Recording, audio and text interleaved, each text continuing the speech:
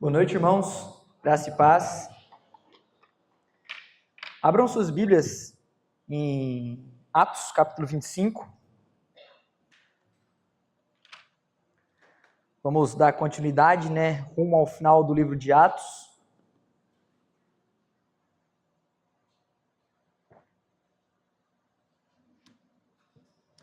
Antes de nós fazermos a leitura do capítulo, vamos recapitular, qual é o contexto aí do capítulo 25, o que estava acontecendo. Como os irmãos bem sabem, Paulo estava preso em Cesareia, certo? No capítulo anterior, ele passou pelas mãos de Félix. Ele foi acusado lá em Jerusalém, quando ele viajou para Jerusalém. Ele foi acusado de profanar o templo, foi acusado de seguir a seita dos nazarenos e de provocar tumultos em Jerusalém.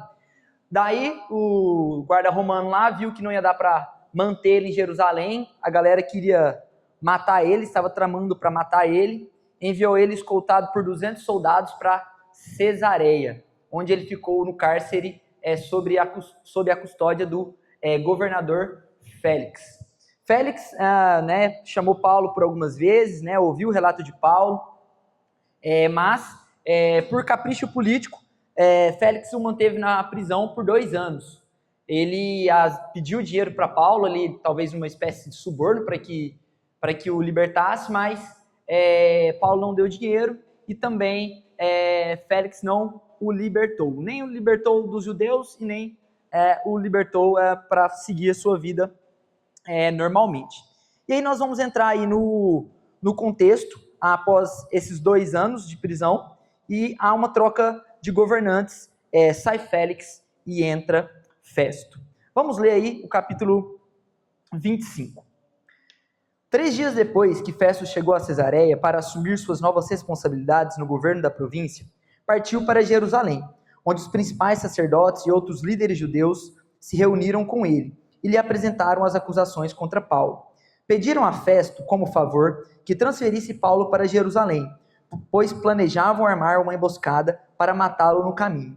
Festo respondeu que Paulo estava em Cesareia e que ele próprio voltaria para lá em breve. Alguns de vocês que têm autoridade, voltem comigo, disse ele. Se Paulo tiver feito algo de errado, vocês poderão apresentar suas acusações. 8 ou 10 dias depois, Festo voltou a Cesareia e no dia seguinte convocou o tribunal e mandou que trouxessem Paulo. Quando Paulo chegou aos líderes judeus, vindos de Jerusalém, se juntaram ao seu redor e fizeram várias acusações graves que não podiam provar. Paulo se defendeu. Não sou culpado de nenhum crime contra as leis judaicas, nem contra o templo, nem contra o governo romano. Então Festo, querendo agradar os judeus, perguntou: você está disposto a ir a Jerusalém e ali ser julgado diante de mim? Paulo respondeu: este é um tribunal oficial romano, portanto devo ser julgado aqui mesmo. O senhor sabe muito bem que não fiz nenhum mal aos judeus. Se fiz algo para merecer pena de morte, não me recuso a morrer. Mas se sou inocente, ninguém tem o direito a me entregar a esses homens. Eu apelo para César. Festo consultou seus conselheiros e por fim respondeu: muito bem, você apelou para César, então irá para César. Alguns dias depois, o rei Agripa chegou com sua irmã Berenice para visitar Festo. Durante a estada deles, que durou por vários dias, Festo discutiu o caso de Paulo com o rei. Tenho aqui um prisioneiro que Félix deixou para mim, disse ele. Quando estive em Jerusalém, os principais sacerdotes e líderes judeus apresentaram acusações contra ele e pediram que eu o condenasse. Eu lhes disse que a lei romana não condena ninguém sem julgamento. O acusado deve ter a oportunidade de confrontar seus acusadores e se defender. Quando eles vieram aqui para o julgamento, não me demorei. Convoquei o tribunal logo no dia seguinte e mandei chamar Paulo. Os judeus, porém, não acusavam de nenhum crime que eu esperava. Ao contrário, era algo relacionado à sua religião e a um morto chamado Jesus que Paulo insiste que está vivo. Sem saber como investigar as questões, perguntei a Paulo se estava disposto a ir a Jerusalém e ali ser julgado por essas acusações. Mas ele apelou ao imperador para que julgue o seu caso. Por isso, ordenei que fosse mantido sob custódia até eu tomar as providências necessárias para enviá-lo a César. Então, Agripa disse a Festo: gostaria de ouvir esse homem pessoalmente. E Festo respondeu: amanhã poderá ouvi-lo. No dia seguinte, Agripa e Berenice chegaram à sala de audiência com grande pompa, acompanhados de oficiais militares e homens importantes da cidade. Festo mandou trazer Paulo e em seguida disse: Rei Agripa e demais presentes, esse é o homem cuja morte é exigida pelos judeus, tanto daqui como de Jerusalém. Na minha opinião, ele não fez coisa alguma para merecer a morte. Contudo, uma vez que apelou ao imperador para que julgue o seu caso, decidi enviá-lo a Roma. Não sei, porém, o que escrever ao imperador, pois não há nenhuma acusação clara contra ele. Por isso, eu o trouxe hoje diante dos senhores, especialmente do rei Agripa, para que, depois de o interrogarmos, eu tenha algo para escrever. Pois não faz sentido enviar um prisioneiro ao imperador sem especificar as acusações contra ele. Amém? Oremos. Pai Santo, Deus querido, nós te agradecemos pela tua palavra, que ela, meu Deus, possa penetrar os nossos corações, que nós possamos, meu Deus, aprender com essa história de Paulo, que nós possamos entender, ó Deus, a tua soberana vontade sobre as nossas vidas, e que o Senhor, ó Deus, continue nos guiando e falando conosco em todos os cultos públicos, nas nossas devocionais, nos cultos de quarta, e que essa igreja, meu Deus, seja uma igreja de pessoas que buscam sempre a verdade da tua Santa Escritura. Assim nós oramos e agradecemos em nome de Jesus. Amém.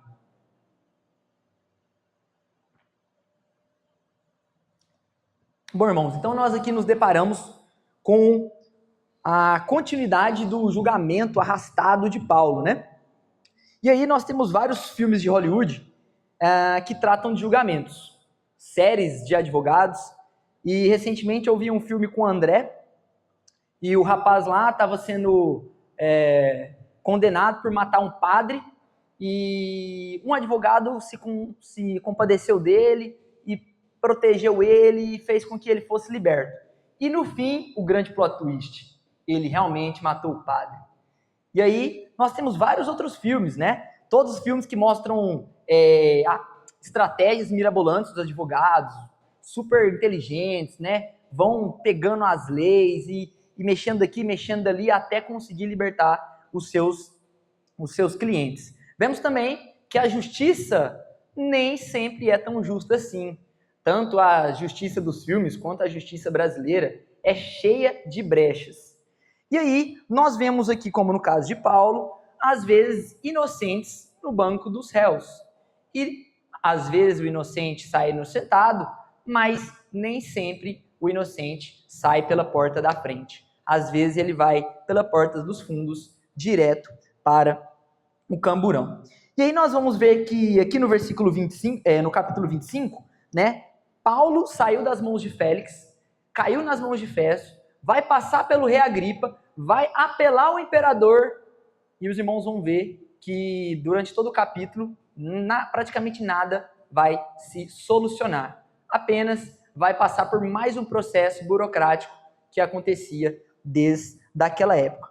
E aí nós vamos pensar em 3 pontos essa noite: os inimigos da fé, a vontade soberana de Deus e, deixa eu chegar aqui para baixo, condenados com Cristo.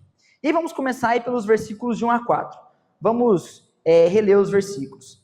3 dias depois que Festo chegou a Cesareia para assumir suas novas responsabilidades no governo da província, partiu para Jerusalém, onde os principais sacerdotes e os outros líderes judeus se reuniram com ele e lhe apresentaram as acusações contra Paulo. Pediram a Festo, como favor, que transferisse Paulo para Jerusalém, pois planejavam armar uma emboscada para matá-lo no caminho. Festo respondeu que Paulo estava em Cesareia e que ele próprio voltaria para lá em breve. Imagina vocês, acabaram de assumir um novo cargo e 3 dias depois a galera já chega com uma demanda. Tem um preso aí em Cesareia que a gente precisa que morra.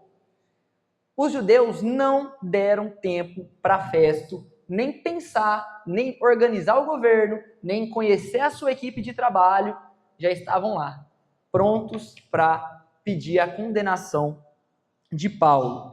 E assim é o inimigo das nossas almas, que está o tempo todo procurando brechas, procurando oportunidades para fazer o mal contra a igreja de Cristo, porque nós somos fracos, somos pecadores. A obra é de Deus, mas as ferramentas somos nós. Muitas das vezes acabamos caindo nas artimanhas do inimigo. Como a gente tem aprendido na escola bíblica, né, o diabo ele é o inimigo das nossas almas. Né? Hoje mesmo pela manhã nós estudamos a respeito da armadura de Deus, e nós somos o exército de Deus que peleja, né, contra essas investidas de Satanás.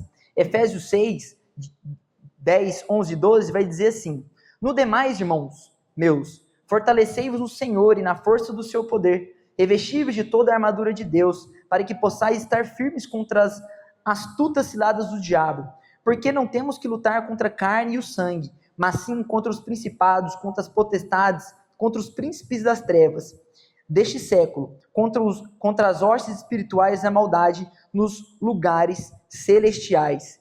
Então ali os judeus prontamente foram atrás de Festo e ainda não queriam nem que ele fosse julgado em Jerusalém e condenado à morte.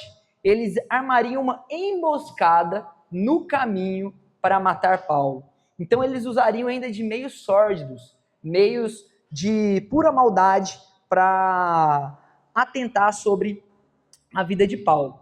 E apesar de nós vivermos num país tranquilo, onde podemos pregar livremente a palavra, podemos expressar nossa fé, nós também enfrentamos algumas pequenas perseguições, alguns probleminhas. É uma piadinha ali, é uma perseguição da mídia aqui, é um influenciador, um artista que vai falar mal dos evangélicos, dos crentes. Não chega nem perto da perseguição de outros países aí, da janela 1040, da perseguição que a igreja primitiva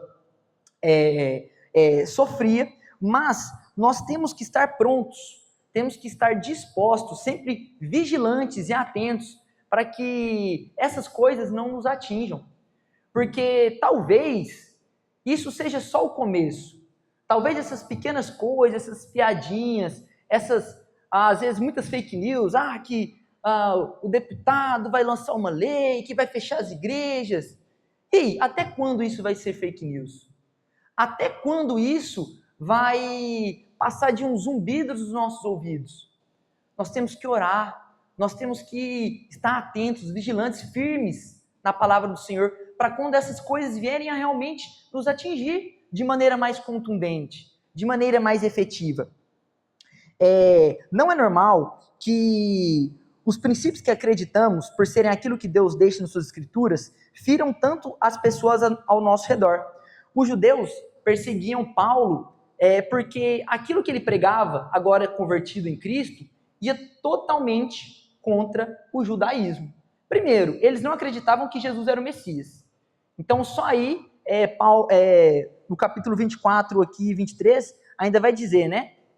Que eles queriam condenar Paulo porque ele era da seita dos nazarenos, ou seja, ele era de uma seita de fora do judaísmo. Então, eles não criam naquilo que Paulo cria, eles não aceitaram Jesus como Messias. Paulo, mesmo sendo um fariseu, mesmo sendo cumpridor da lei, eles mexeram os pauzinhos, incitaram calúnias, mentiras, para fazer com que Paulo fosse levado até essas instâncias do julgamento. E nós, aqui, por que as pessoas têm tanto rancor de nós? Por acaso o evangelho que a gente prega maldade, prega discriminação, prega preconceito?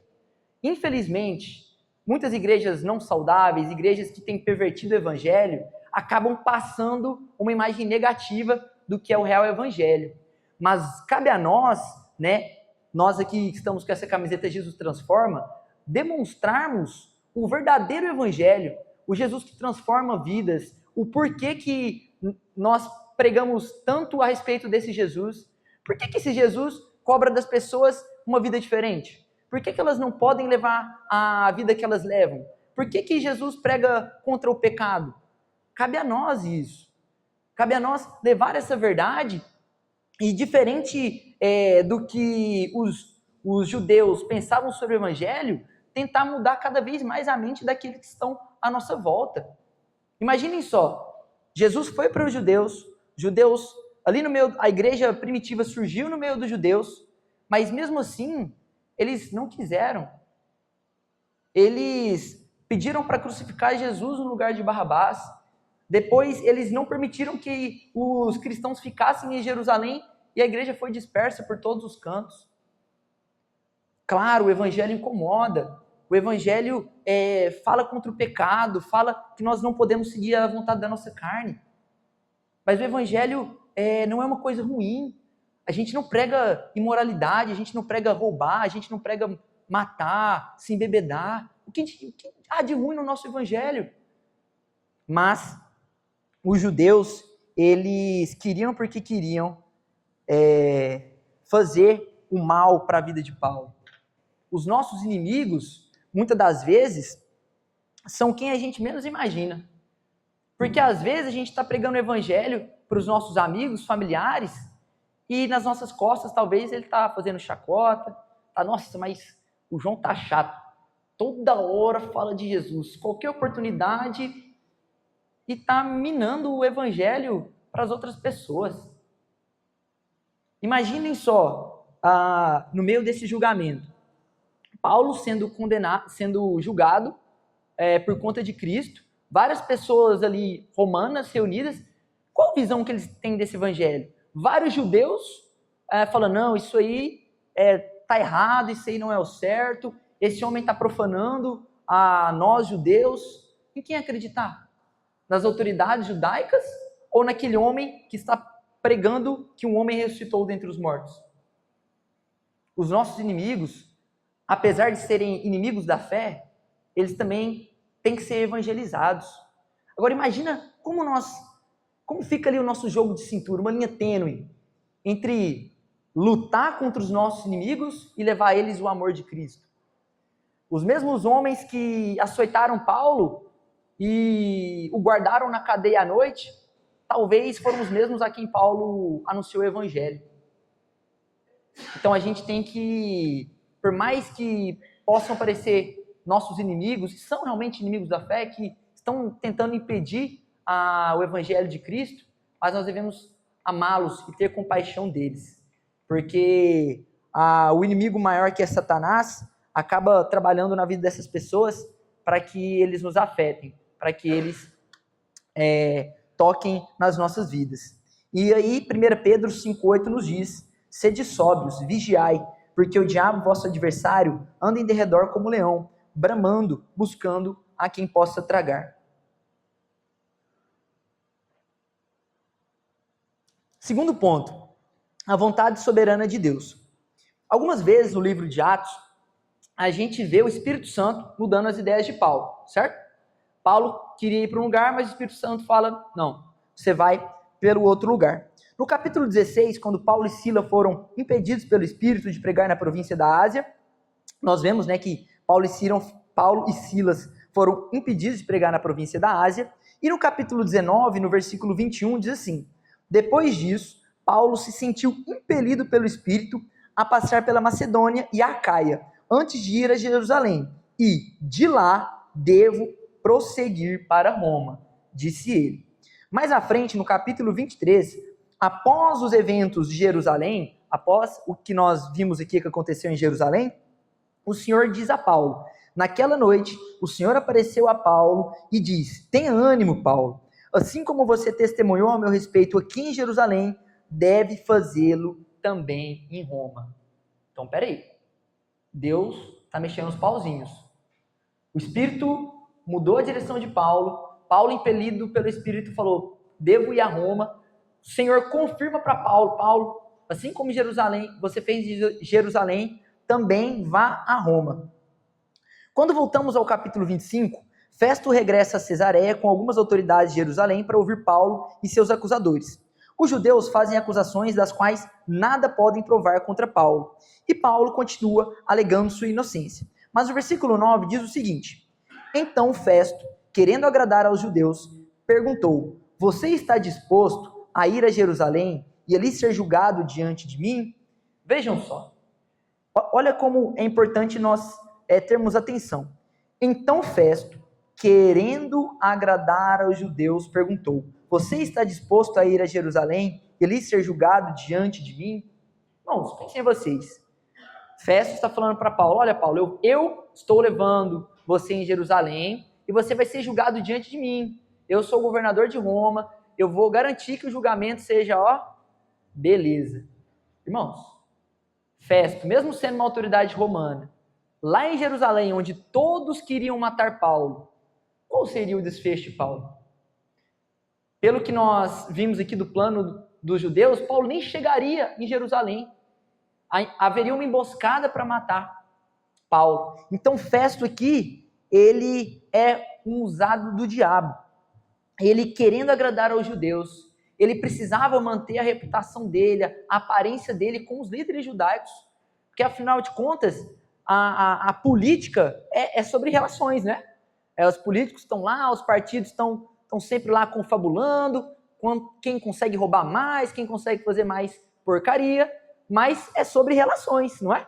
Então ele precisava manter ali a boa relação com os sacerdotes.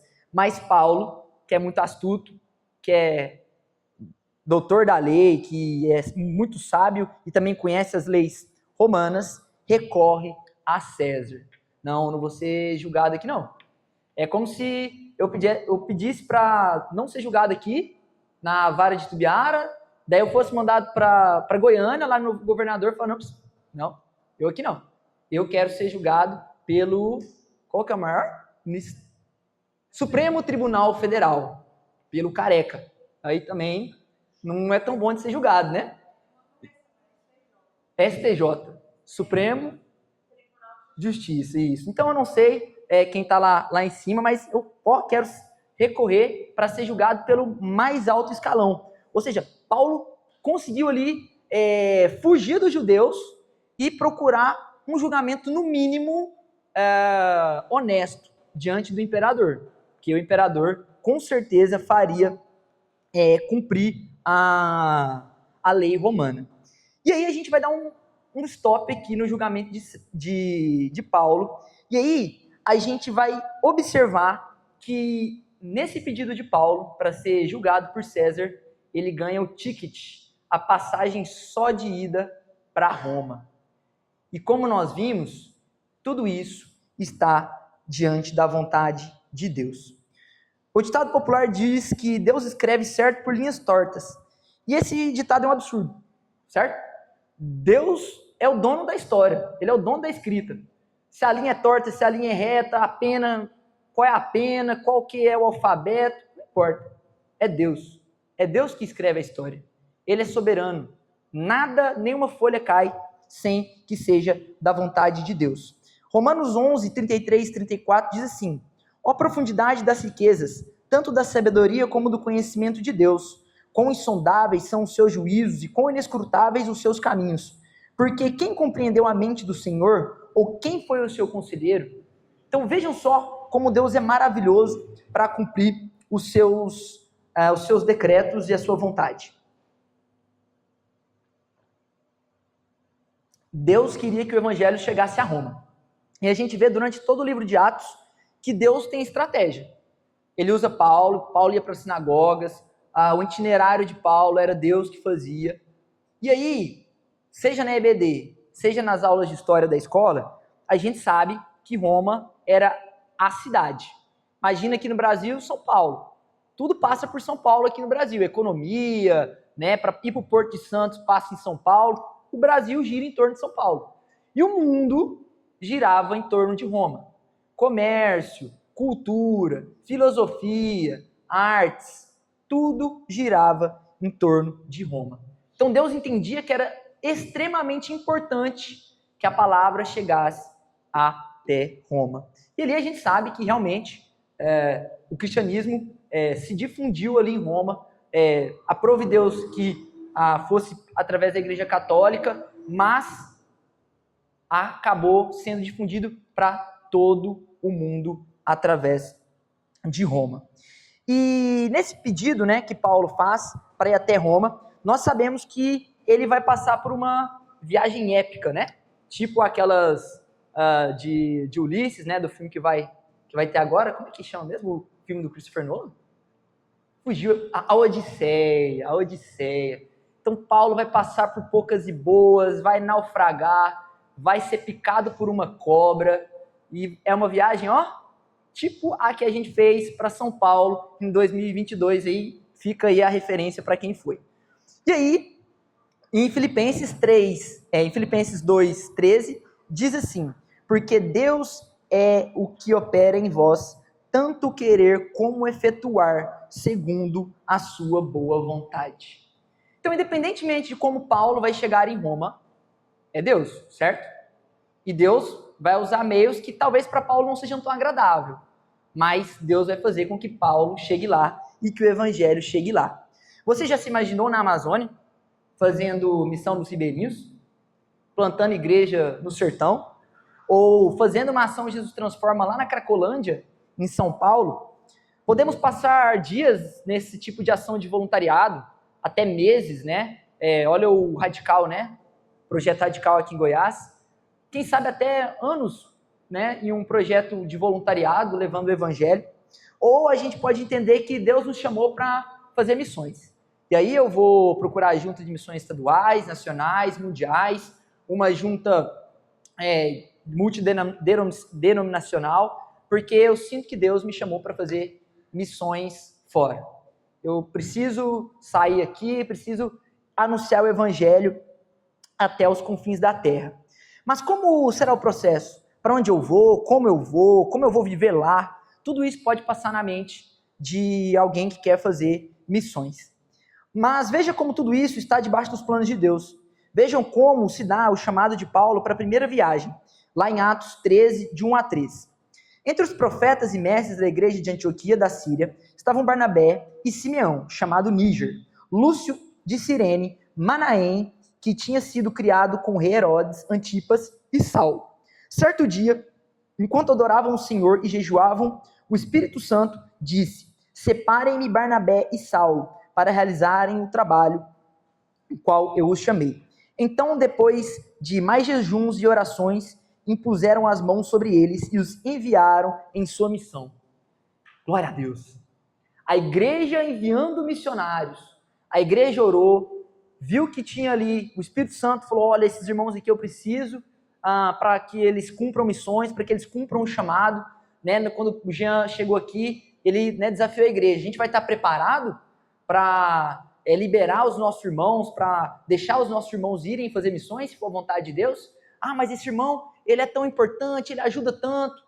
Não, mas a igreja entendeu, através do Espírito, não, a gente tem que mandar esses irmãos.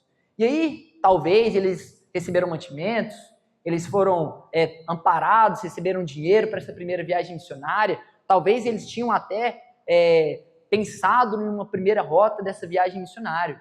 Que bênção, uma viagem missionária organizada e direcionada pelo Espírito. Na terceira epístola de João, vemos ele encorajando os irmãos a suprir as necessidades dos missionários e a acolhê-los, né? Indo lá para João, que nós estudamos também, João vai aconselhando os irmãos ali daquela igreja, a quando passarem pregadores itinerários, missionários, acolham eles, né? Recebam, dê mantimento, provisão para eles continuarem em viagem. Então, glória a Deus. Missões estava acontecendo ali na igreja primitiva, de vento em popa. E nós, batistas, denominação missionária, estamos aqui divulgando a campanha de missões estaduais, o Joab falando que mais 2 cidades do nosso estado agora tem trabalho batista. Glória a Deus por isso, pela organização, pela estrutura que nós temos. Mas, e se Deus não quiser usar esses meios comuns para que haja missões? E se Deus quiser que você tenha um câncer para anunciar o evangelho no Hospital do Amor em Barretos? E se Deus falar para o seu chefe para você ser transferido da sua cidade para o interior do Acre, e lá você vai fazer missões, plantar uma igreja batista? E se você for condenado injustamente, seja lá por qual for o crime, e você tem que ser bênção dentro do presídio? Nós temos o Natan e a Luana, né? Luana, irmã do André, Natan, cunhado, fazendo missões na Malásia. Não é fácil, irmãos. Mesmo amparados pela Jocum, não é fácil. Eles são, tem boa parte do sustento da PIB de Rio Verde também. Mas, irmãos, mesmo com essa estrutura, não é fácil. Paulo contava com as orações das igrejas, Paulo contou com a oferta das igrejas em vários momentos do seu ministério, mas agora Paulo estava preso. Paulo estava pulando de mão em mão no seu julgamento. Mas Paulo estava ali para cumprir a vontade de Deus. Paulo estava ali porque Deus falou, Paulo, vá até Roma. Paulo queria ir por conta dele, com a perninha dele de barquinho, mas não. Aprove Deus que Paulo chegasse até Roma preso. Eu acho que numa pregação do Joabe ele até falou sobre isso. Quantos carcereiros, quantos soldados, centuriões ouviram o evangelho através de Paulo? Deus queria que o evangelho chegasse até lá dessa maneira. Não de uma maneira fácil, não que seja fácil anunciar o evangelho nesses contextos. Mas Deus queria que fosse dessa forma. Sim, Paulo iria cumprir a missão dada por Deus de cárcere em cárcere. Paulo não poderia mais visitar as igrejas que ajudou, não poderia mais visitar os irmãos que tanto estimava. Não podemos achar que ao cumprir o ID, iremos ganhar uma viagem de primeira classe, estadia ao inclusive, e vamos passar os nossos dias com alegria, orando, louvando e anunciando o evangelho. Mil maravilhas.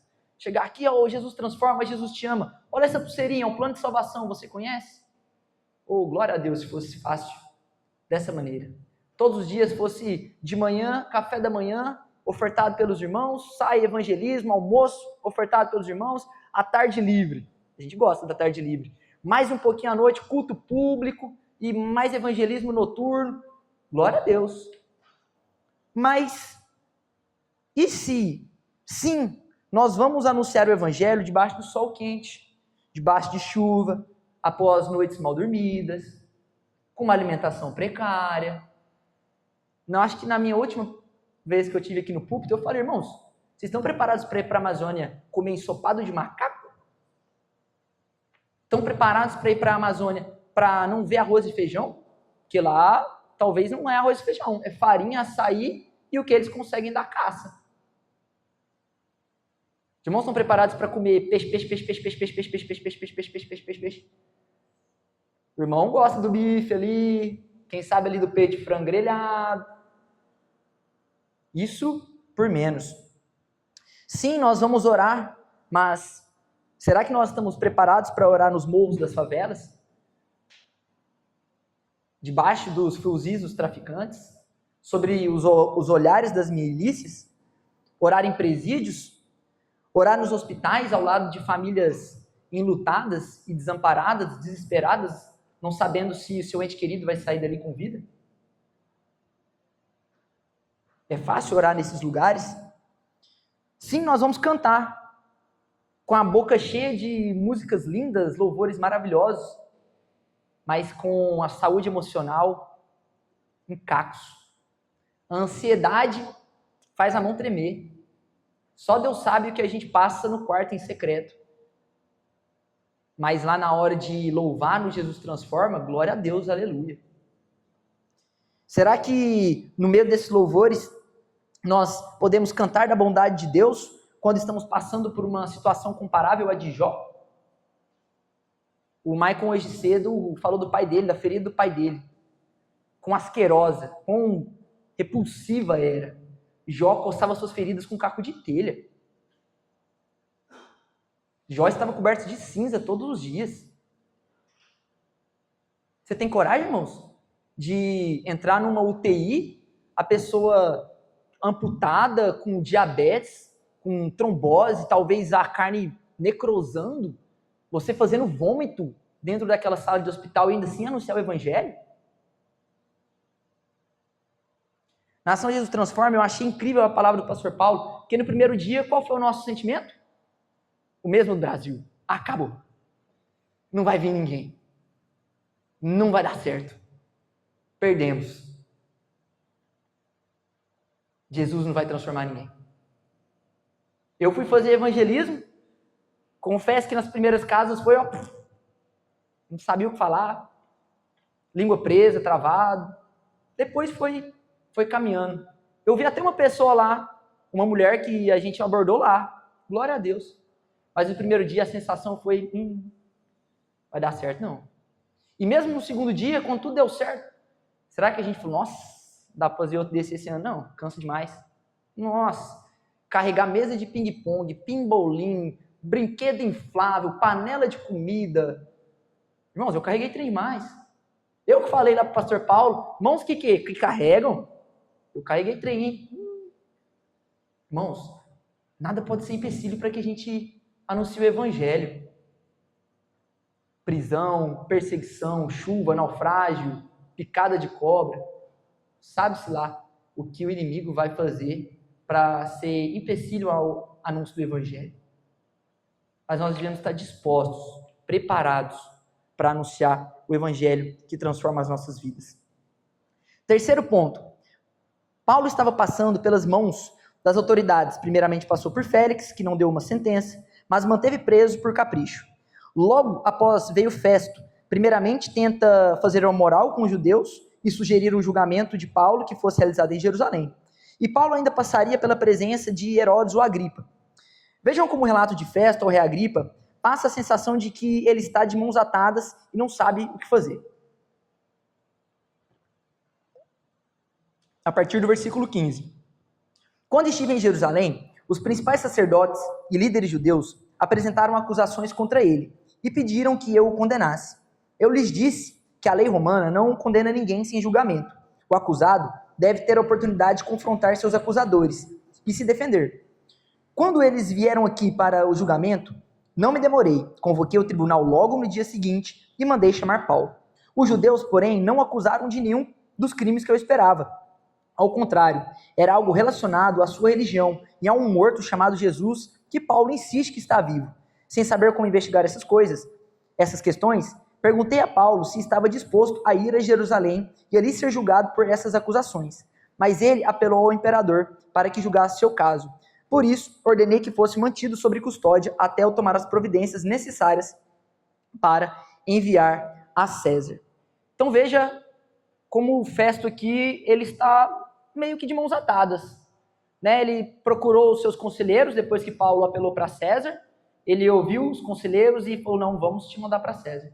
Daí Agripa estava passando por lá, Herodes Agripa, e falou, não, vou perguntar também, tirar um conselho com Agripa, vou colocar diante dele, porque eu não quero levar essa bucha sozinho, não. E ele fala com Herodes, coloca a questão diante de Herodes, e Herodes convoca, então, há um momento para falar com Paulo. E aí, Festo esperava que, no início, né, os judeus chegam, temos uma pessoa assim, ela precisa ser morta e tal. Festo esperava que ele fosse julgado por um homicídio, um roubo, sonegou impostos de Roma, ou qualquer outro crime contra o Império Romano. Mas imagina vocês, no lugar de Festo, chega uma galera brava, qual é a minha imagem dos fariseus na minha mente?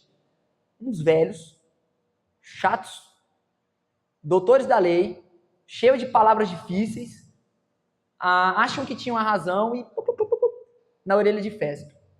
Daí de tudo que ele ouve, ele não entende nenhum crime. Ele, possivelmente, Festo não entendia de todas as leis ritualísticas judaicas. Quando eles acusam Paulo de ter levado gentios para o templo, Festo não entende qual é o problema daquilo. Agora chegam para Festo e falam, não, esse cara aí, Paulo, ele acredita que Jesus morreu e ressuscitou. Tela azul em Festo. Que loucura. Vocês estão procurando o governador por causa que um lunático acredita que um homem ressuscitou. O que eu faço? Porque, da minha parte, não tem nenhum crime civil aqui. Não tem nenhum crime contra Roma. O cara é romano, tá sob minha custódia, eu não posso entregar ele para vocês fazer o que bem entender. O que eu faço agora? O que eu faço? Agripa tá aqui, eu vou juntar forças, né? Quem sabe Agripa me ajuda. Mas lá no meio, né? Quando Festo diz, né, que era algo relacionado com sua religião e um morto chamado Jesus, que Paulo insiste que está vivo, como é que ele ia poder julgar isso? Como é que as pessoas reagem ao evangelho? Porque a gente vive num país que talvez todos já ouviram falar de Jesus Cristo. Talvez o fato de Jesus ter ressuscitado nem seja tão absurdo assim. A nossa tradição cristã e a galera até aceita. Mas aí talvez seja absurdo para essa galera, para o mundo, em amor de Cristo a gente não ir na festinha. Aí é absurdo. Eu, quando jovem, João, vamos para a festa da Atlética? Não vou. Não vou. O Lucas lá do VAR, não vou. Para eles o estranho é isso. Para a festa era a ressurreição, talvez. Para eles por que esses crentes é tão caxias? Por que o crente não pode fazer isso? Por que o crente dá o dízimo? Por que o crente tem que fazer aquilo? Por que o crente tem que ir para a igreja tantas vezes? Por que o crente não pode fazer sexo antes do casamento? Tantas coisas que para o mundo não faz sentido. Assim como aquelas acusações não faziam sentido para Festo. Mais à frente, no versículo 25,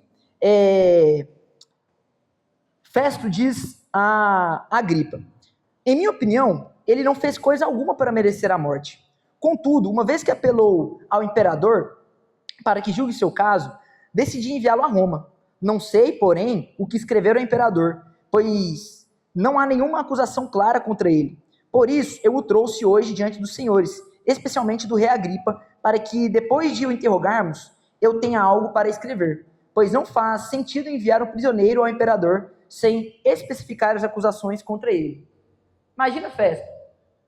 Estou mandando um prisioneiro para o meu imperador e não tenho nem acusações para fazer contra ele.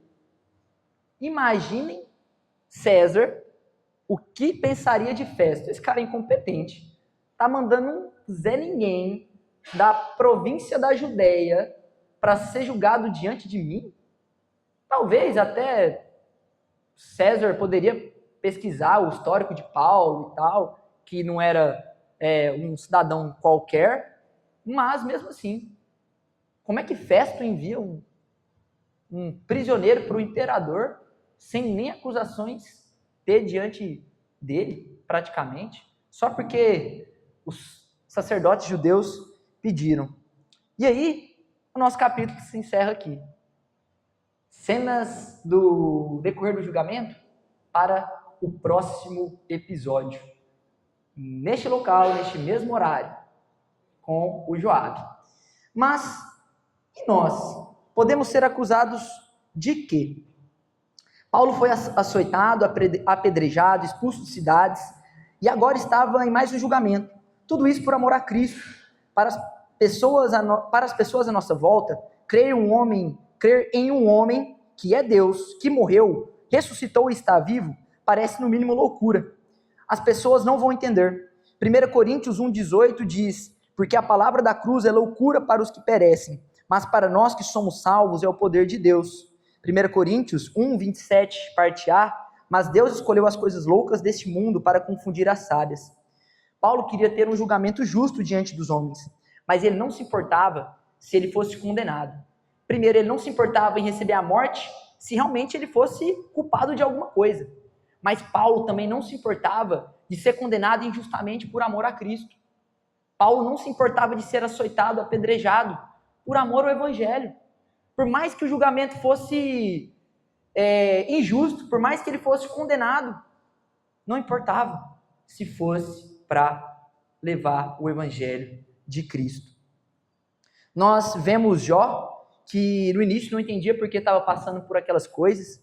Davi fala inúmeras vezes da angústia que os seus inimigos traziam, mas Jó, Davi e Paulo nunca deixaram de confiar em Deus. Sempre em suas angústias e aflições estavam firmes na comunhão com o Pai. Então Jesus disse aos seus discípulos: se alguém quiser ser meu seguidor, negue-se a si mesmo, tome a sua cruz e siga-me. Se tentar se apegar à sua vida, a perderá. Mas se abrir mão de sua vida por minha causa, a encontrará.